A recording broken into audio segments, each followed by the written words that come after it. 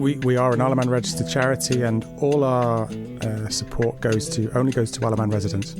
I'm not sure exactly the background, but when Don and Ali Westcott set up the charity, I believe they were very keen to have the Dinah name associated with it. So I think it's one of only a small handful of charities in the British Isles with the Dinah name attached to it. And actually, it's a very important year because there's an anniversary being celebrated this year.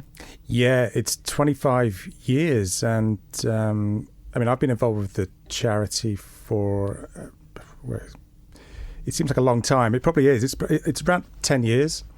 And like a lot of people involved with a charity, got involved because there's a backstory. And in my case, my dad died after a long illness about 25 years ago. He died in a hospital. It wasn't a great experience. I think if he'd had the opportunity to spend his last days at home, he would have jumped at the chance.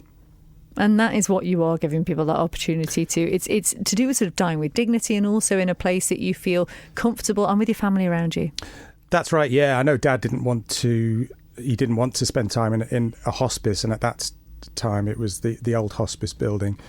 But I think part of our role is to support the likes of hospice and other organisations in explaining that there is an alternative, and you can be cared for by some fantastic nurses and have the dignified death that you deserve. So support is out there, and what we do is we fund that support. And it is a lot of funding that is required for this. It is an expensive business, but even just last year, I think you raised, was it £120,000 in just 1 year? Yeah, and I think it was our most successful year. When I joined the charity, we were raising a lot less, but as the committee's grown and as our profile has grown, we've been able, thanks to the fantastic generosity of the Manx community, to raise an increasing amount of funds every year, and because our committee's got larger, we do more events, there's more fundraising activity. Our annual Christmas carols dinner, when I first went to it, there was about 60 people there. We're now selling out Woodburn House with about 180 people there. So as I said, there's growing awareness of the charity, both as a charity to give money to, but also, more importantly, as a service that's available to those members of the Manx community who need it. And as a result, over the years, in the 25 years you've been going, how much money have you raised? We figure that it's around 1.2 million. And given that our fundraising is increasing, the amount of funds we've raised gets, it's over £100,000 each year on average. We've set the ambitious target of generating £2 million since the launch of the charity. We aim to have done that by the end of the decade. Fantastic. Well, all the very best with that one. And one way that people can help you reach that total, Deb, is by getting involved. And there's a new competition. You're launching a raffle, which I think is so exciting. Just tell us a little bit about it. Yeah, we've due to the kind generosity of Jackson's, we've actually managed to secure an Aston Martin for the weekend, which is going to be fantastic for whoever ever wins that. So I'm sure many people will be looking to buy the raffle tickets at just the small price of £10 per donation.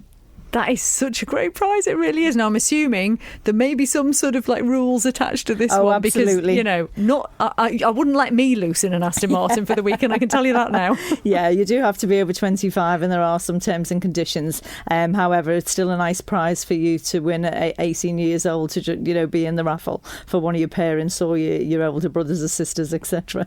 Oh, it's fantastic. We were also hearing a little bit as well about the walk. Now, you've been doing this Radnor Fallen Walk for some time now, haven't you? Tell us a little bit about it for anyone who wants to take part in this. Yeah, the walk's been going for, many years. And it was Johnny, wasn't it, I think, who actually, Johnny Cripps set up the walk, which has been really successful. I mean, people come along from, people who are new to the island, which is so nice, and there's different communities on the island who get involved. And it's, providing the weather's good, it's a really great day out. I mean, I think the first time time I went, I think I slipped down a few banks with mud and things. Probably not wearing the right shoes, to be fair, but yeah, it was really good fun. And then, you know, it's such a beautiful island. You get to see a different side of the island, which is great. And it's a proper walking challenge, though, isn't it? It's a proper walking challenge. But I mean, you know, there's people from every age group, you know, who do it. So, you know, I think most people will be able to do at least a couple of the legs. And again, you go to the website to get involved with that one. Absolutely. Yeah, and how much is it to take part in that?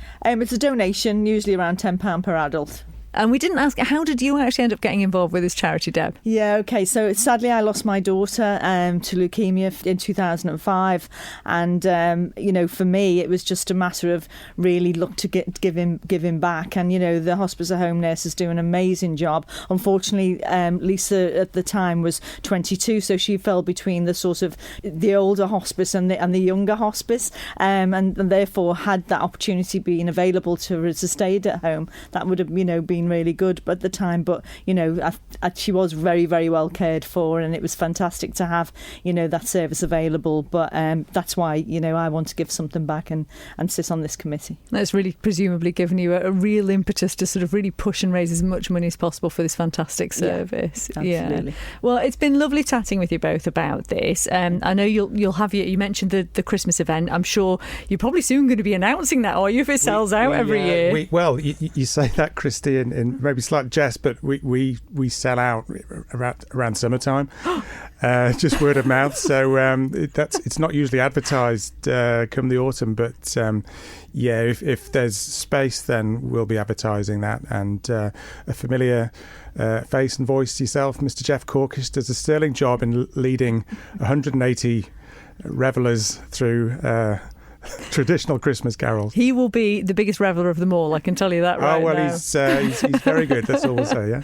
Oh, we do love Jeff. So what is the website then, Rich? What do we need to know for people to be able to find out all the information they need about this fantastic charity? OK, details about the charity, what we do and how you can donate are all on our website at www.hospiceathome.im.